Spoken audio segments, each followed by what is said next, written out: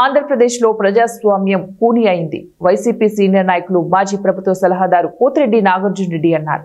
Pulivendula Vontimitta ZPTC election నిదర్శనమని, ప్రజాస్వామ్యాన్ని కాపాడవలసిన పోలీసులే డీఐజీ ప్రవీణ్ ఆధ్వర్యంలో ప్రజాస్వామికంగా వ్యవహరించడం దారుణమని, ఎంపీ అవినాష్ రెడ్డిని బలవంతంగా అరెస్టు చేయడం శోచనీయమన్నారు.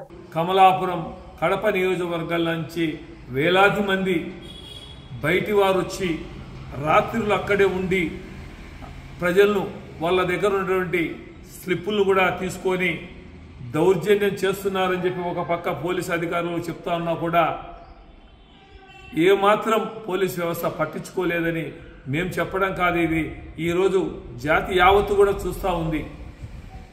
పోలీసులు ఈ విధంగా ఇంత తొత్తులుగా మారతారా అని చెప్పేసి ప్రజలు కూడా భావిస్తూ ఉన్నారు. మరి ఈరోజు బయటి ప్రాంతానికి సంబంధించినటువంటి వ్యక్తులు వచ్చారు, వాళ్ళే కీలు నిలయంలో నిలబడి ఓట్లేశారని చెప్పేదానికి వాళ్ళ కెమెరాల సాక్షే మీడియా, ప్రభుత్వం మీడియా కూడా వాళ్ళు కూడా చూపించడం కూడా జరిగింది. కాబట్టేసి ఇది ఒక ఎలక్షనా ఎందుకంటే రాష్ట్రంలో అనేక జిల్లాల్లో కూడా బై ఎలక్షన్స్, జెడ్పీటీసీలు, ఎంపీటీసీలు ఎన్ని ఉన్నా కూడా కేవలం ఒక్క కడప జిల్లాలో సంబంధించి మనకు పులివెందల ఒంటిమిట్టనే తీసుకురావడం జరిగింది. మొదటి నుంచి కూడా రాజకీయ కక్షతో రాజకీయ నాయకుల మీద దాడులు చేయడం, అప్రజాస్వామికంగా వాళ్ళు ప్రవర్తించడం, దానికి పోలీసులు మద్దతు తెలపడం, ఎవరైతే దాడులు చేశారో వాళ్ళు తిరిగి మళ్ళీ ఎస్సీ ఎస్టీ యాక్ట్ కేసు కింద మళ్ళీ దెబ్బలు తినే వాళ్ళ మీద కేసులు పెట్టడం. నిన్నటి రోజు హైకోర్టు కూడా వారిని ఎట్టి పరిస్థితుల్లో కూడా మీరు అరెస్ట్ చేయొద్దు, వాళ్ళ జోలికి పోవద్దు అని చెప్పేసి హైకోర్టు కూడా చెప్పడం కూడా జరిగింది.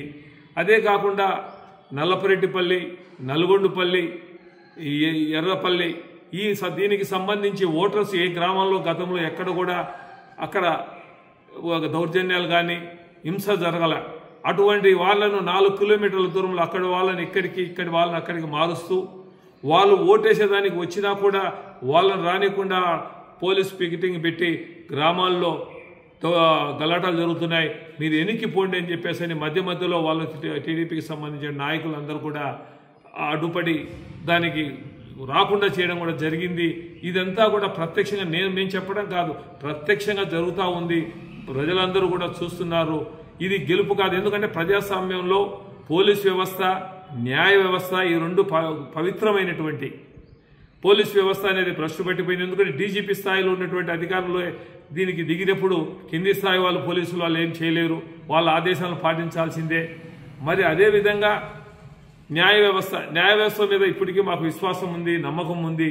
కాబట్టేసి ప్రత్యక్షంగా ఈ కోర్టు చూసి అసలు ఈ ఎన్నికే చెల్లకుండా పోతుందనే నమ్మకం మాకుంది, ప్రజలు కూడా అదే భావిస్తున్నారు. కాబట్టేసి ఈరోజు ఎవరైతే ఫోటోలో దొరికినారో, ఎవరైతే ఈరోజు ఓటు లేకుండా ఓటు వేయడం జరిగిందో వాళ్ళ